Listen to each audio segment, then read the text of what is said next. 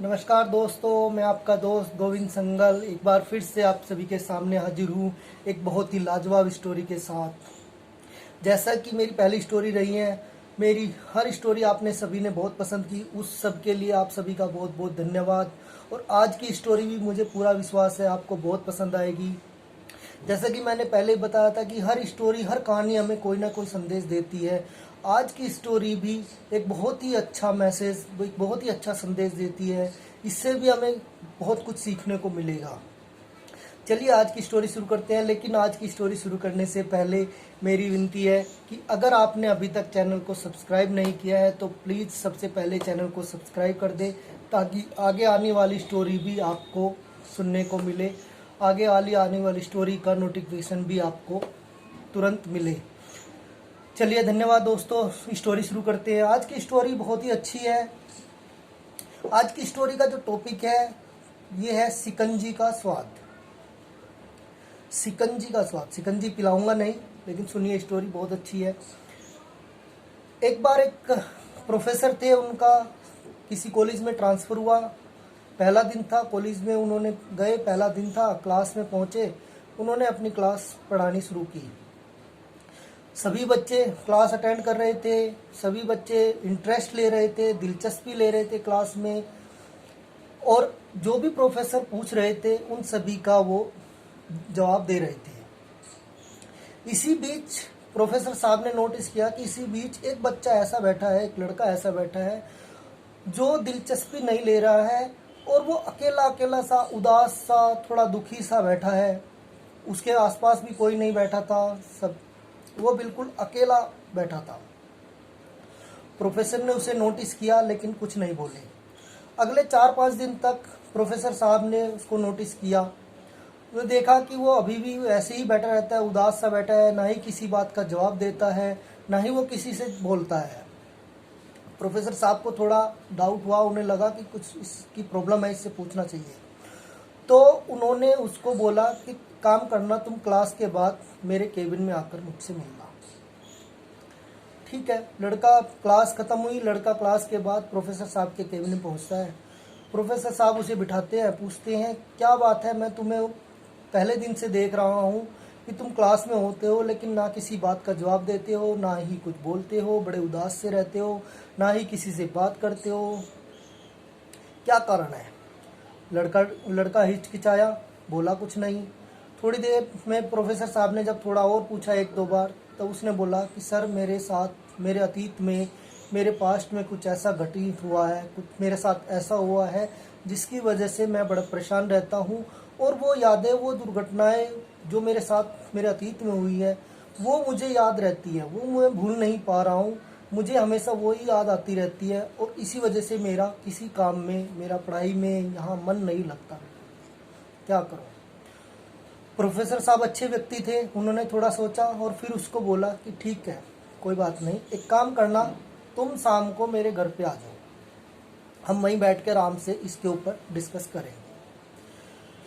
लड़का चला गया। शाम को प्रोफेसर साहब के घर पहुंचता है लड़का।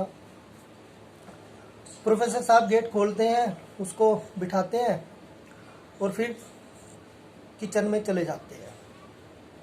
किचन में जाकर वो अब दोनों के लिए शिकंजी बनाते हैं, लेकिन उस लड़के की शिकंजी में वो जानबूझकर थोड़ा सा नमक ज़्यादा कर देते हैं।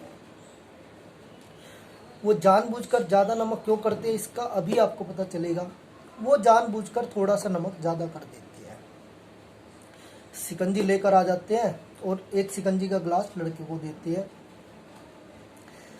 जैसे ही लड़का शिकंजी का पहला घूंट लेता है, पहली पीना शुरू करता है, तो शिकंजी में नमक ज़्यादा होने की वजह से उसका मुंह अजीब सा हो जाता है। जैसे अक्सर होता है, तो उस लड़के का मुंह भी थोड़ा अजीब सा हो जाता है। प्रोफेसर साहब बोलते हैं क्या हुआ, शिकंजी अच्छी नहीं बनी। तो लड़का बोलता है नहीं सर, शिकंजी अच्छी बनी है, बस इसमें थोड़ा सा नमक ज़्यादा हो गया। तो प्रोफेसर साहब बोलते हैं कि अब तो ये ख़राब हो गई, लाओ गिलास मुझे दो, मैं ये शिकंजी फेंक देता हूँ। यह कहकर प्रोफेसर साहब उसकी तरफ हाथ बढ़ाते हैं, लेकिन लड़का मना कर देता है। बोलता है सर, शिकंजी ठीक है, थोड़ा सा नमक ज़्यादा है, अगर हम इसमें थोड़ा सी चीनी और मिला देंगे तो इसका स्वाद ठीक हो जाएगा। प्रोफेसर साहब बोलते हैं, बस मैं तुमसे यही सुनना चाहता था। तुम्हें पता है मैंने इसमें नमक जानबूझकर ज़्यादा डाला था। लड़का थोड़ा आश्चर्यचकित हो जाता है कि जानबूझकर नमक कौन ज़्यादा डालता है।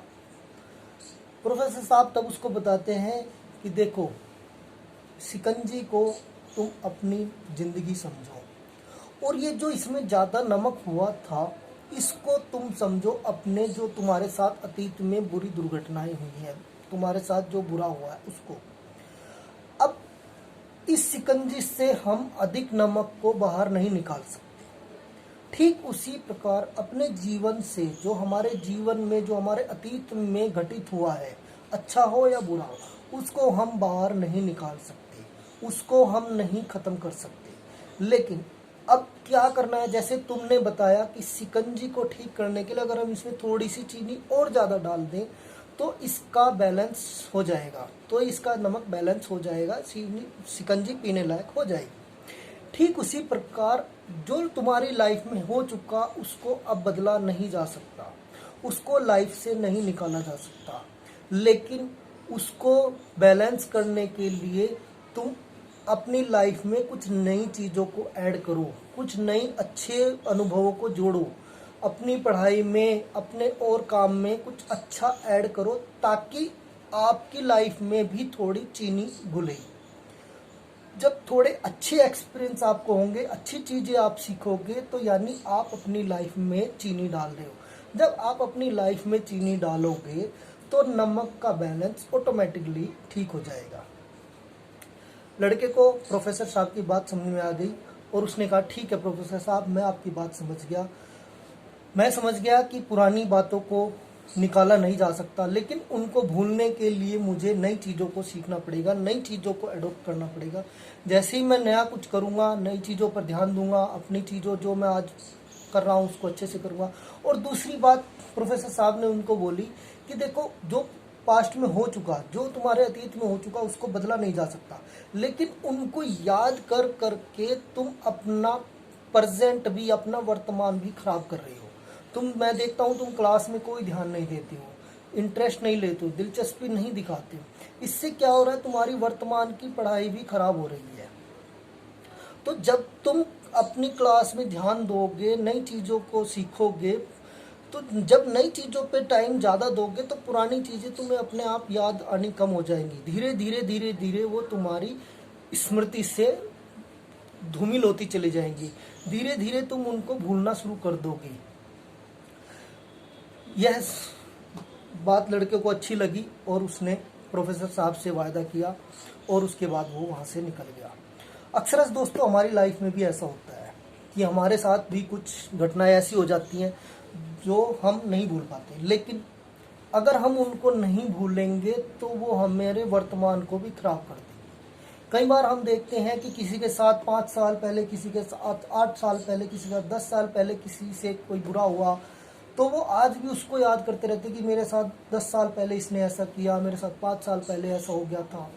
जो हो गया था उसको हो गया था, उससे सीख लो कि जो मिस्टेक, जो गलती हमारे से उस टाइम हुई थी वो दोबारा ना हो, वो दोबारा गलती नहीं होगी। तो आगे से आप सतर्क रहोगे, आगे से वो धोखेबाजी, वो दुर्घटना आपके साथ नहीं होगी।